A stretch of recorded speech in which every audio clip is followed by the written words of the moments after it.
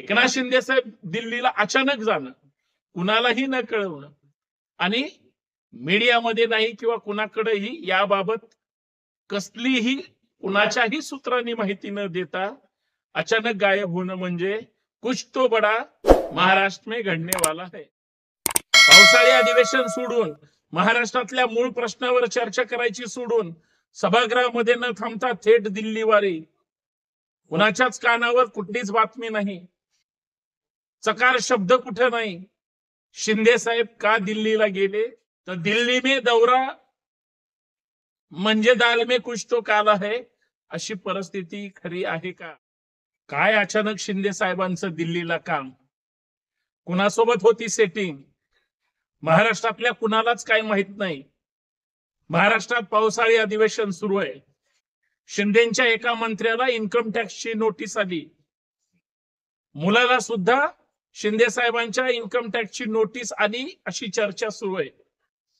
म्हणजे कदाचित केंद्राचे वक्रदृष्टी महाराष्ट्रातल्या काही माहितीतल्या सत्ताधारी पक्षावर जर असेल. शिंदे साहेबांचं अचानक दिल्लीला जाणं कदाचित मुख्यमंत्र्याला काय माहिती का नाही मला माहित नाही, दुसऱ्या उपमुख्यमंत्र्यांना काय माहिती की नाही माहित नाही, पण शिंदे साहेबांच्या स्वतःच्या मनाला मात्र नक्की माहिती आहे की आपल्याला काहीतरी महाराष्ट्रात घडवायचंय, करायचंय किंवा आपल्या बाबतीत जर काही घडलं तर आम्ही दाखवून देऊ की आम्ही किती स्ट्रॉंग आहोत. पण कुणाला न सांगता दिल्लीला जाणं म्हणजे परत गुवाहाटीचा प्रवास नाही ना, हा सुद्धा मला पडलेला प्रश्न.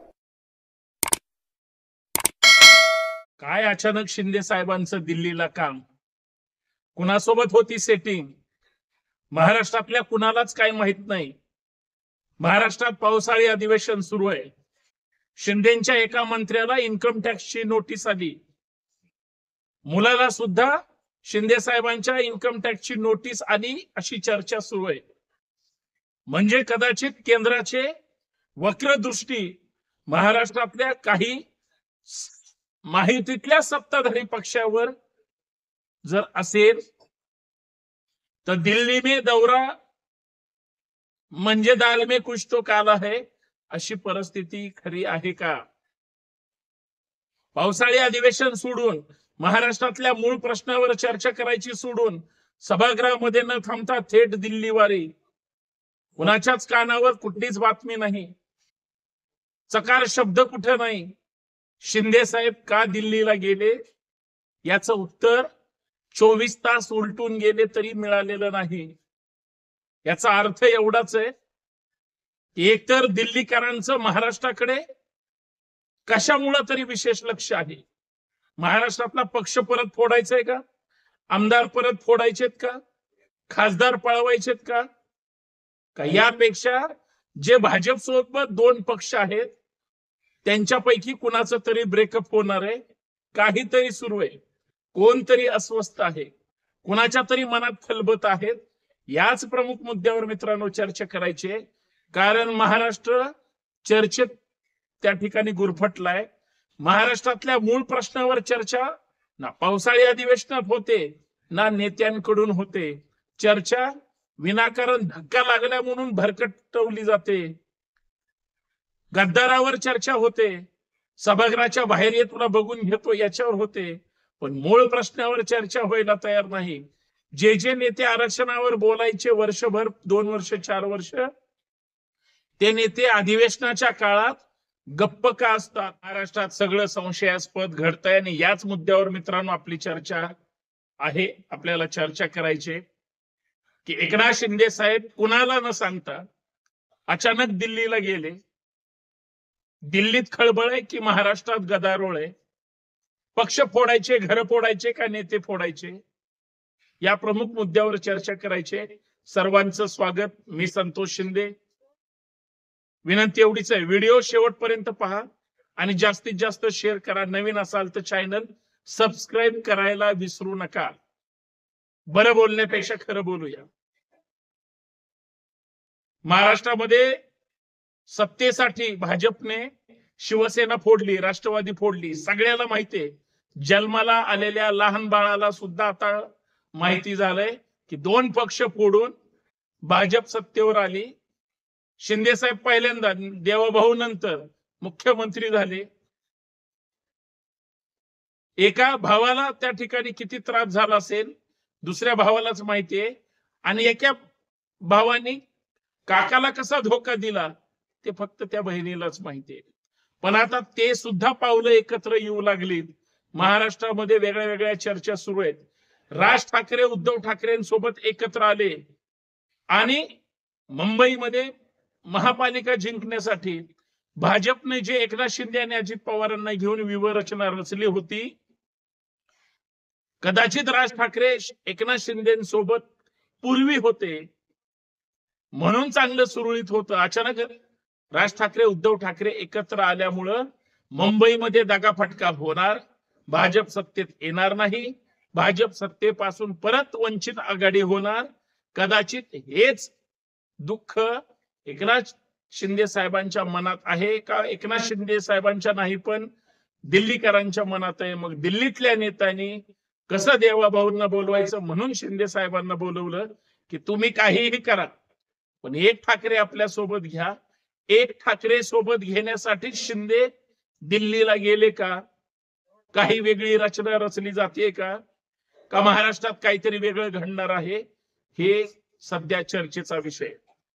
मित्रांनो, एक गोष्ट लक्षात घ्या, उद्धव ठाकरे आणि राज ठाकरे एकत्र आले आणि भाजप, राष्ट्रवादी किंवा शिंदे गट हे फक्त स्थानिक स्वराज्य संस्थेला विभक्त झाले तरी सुद्धा भाजपचं काही होऊ शकणार नाही. हे एकमेकांपासून नाराजी दाखवतील, कार्यकर्ते एकमेकाच्या विरोधात जातील, पण माहिती म्हणून हे एकत्र लढल्याशिवाय यांना दुसरा पर्याय नाही. हेही तितकंच खरं आहे. पण याच्यामध्ये खुश कोण होणार आहे? भाजप याच्यात सहमत आहे का एकनाथ शिंदे साहेब नाराज आहेत? हा सुद्धा सध्या महाराष्ट्रातला ऐरणीचा आणि कळीचा मुद्दा आहे.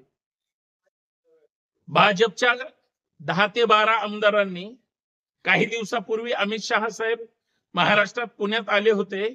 सगळ्यांनी प्रचंड भयानक तक्रारी केल्या. कुणाविरुद्ध तक्रारी केली असतील? प्रत्येकाला माहिती तक्रारी कुणाविरोधात केल्या असतील. हे सगळे जाणतायत, फक्त बाहेर बोलायचं नाही अशी त्यांची प्लॅनिंग झाली. कदाचित शिंदे साहेबांना मानाचं पान मिळालं नाही किंवा अजून काय त्यांच्या मनात नाराजी आहे, पण सत्तेशिवाय ते बाजूला जाऊ शकत नाही. कदाचित त्यांना आता वाटत असेल, पूर्वी मुख्यमंत्री झाले होते म्हणून खुश होते समजा, आता त्यांना वाटत असेल उद्धव ठाकरेंनी सुद्धा मला मंत्री केलंच होतं, मी तिथंही खुश होतो, काय 2, 3, 4 नंबरचा मंत्री होतो, आता सुद्धा मी भाजप सोबत आहे, मला 2-3 त्या ठिकाणी पद आहे किंवा तसं मंत्री पद आहे. याचा अर्थ उपमुख्यमंत्री पद हे घटनात्मक नाही, हे फक्त लक्षात ठेवा. हे तडजोडीतलं पद आहे. मुख्यमंत्री आणि मंत्रिमंडळ हे घटनात्मक पद आहेत, हे सुद्धा तितकंच समजून घेतलं पाहिजे.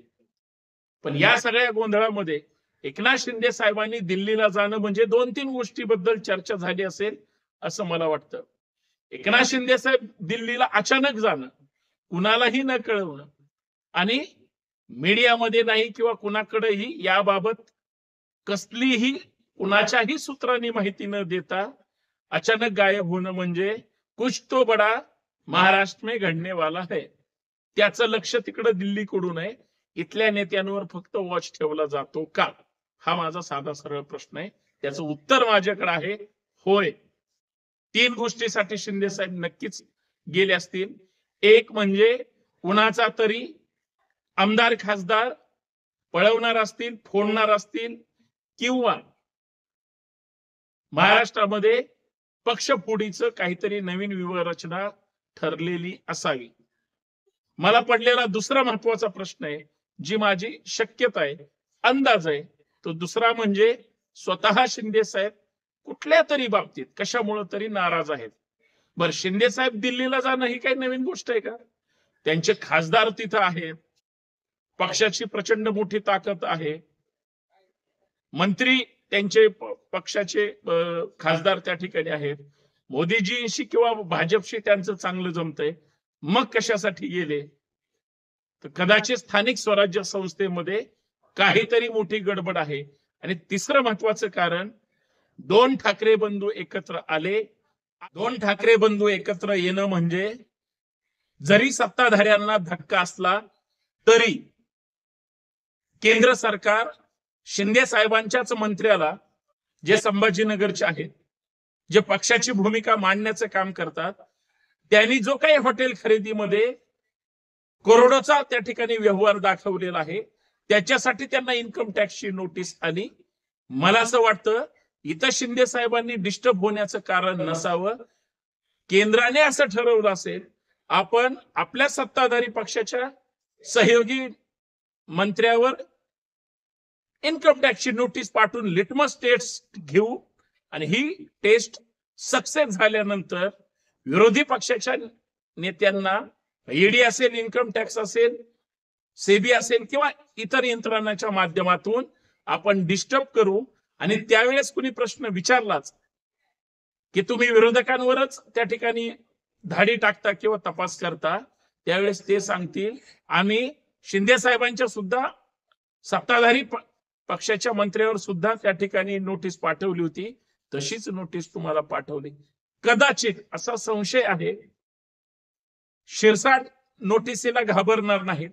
प्रत्येक मंत्र्याचं काय, कुणाचंही जो उद्योग व्यवसाय करतो त्याचे सीए स्ट्रॉंग असतात, ते बरोबर संबंधित जीएसटी असेल किंवा इन्कम टॅक्स असेल त्या कार्यालयाशी बरोबर हँडल करतात. फक्त नोटीस बद्दल चर्चा झाली, काहीतरी वेगळंच घडणार आहे असं मला वाटतं आणि ही शक्यता नाकारता येणार नाही. पण शिंदे साहेबांचं अचानक दिल्लीला जाणं, कदाचित मुख्यमंत्र्याला काय माहिती का नाही मला माहित नाही, दुसऱ्या उपमुख्यमंत्र्यांना काय माहिती की नाही माहित नाही, पण शिंदे साहेबांच्या स्वतःच्या मनाला मात्र नक्की माहितीये की आपल्याला काहीतरी महाराष्ट्रात घडवायचंय, करायचंय, किंवा आपल्या बाबतीत जर काही घडलं तर आम्ही दाखवून देऊ की आम्ही किती स्ट्रॉंग आहोत. अशीच कदाचित शक्यता ही नाकारता येणार नाही असं मला या पद्धतीनं वाटवायचंय. पण कुणाला न सांगता दिल्लीला जाणं म्हणजे परत गुवाहाटीचा प्रवास नाही ना, हा सुद्धा मला पडलेला प्रश्न आहे. तुम्हाला काय वाटतं? नक्की मला कमेंट करून सांगा. जय शिवराय.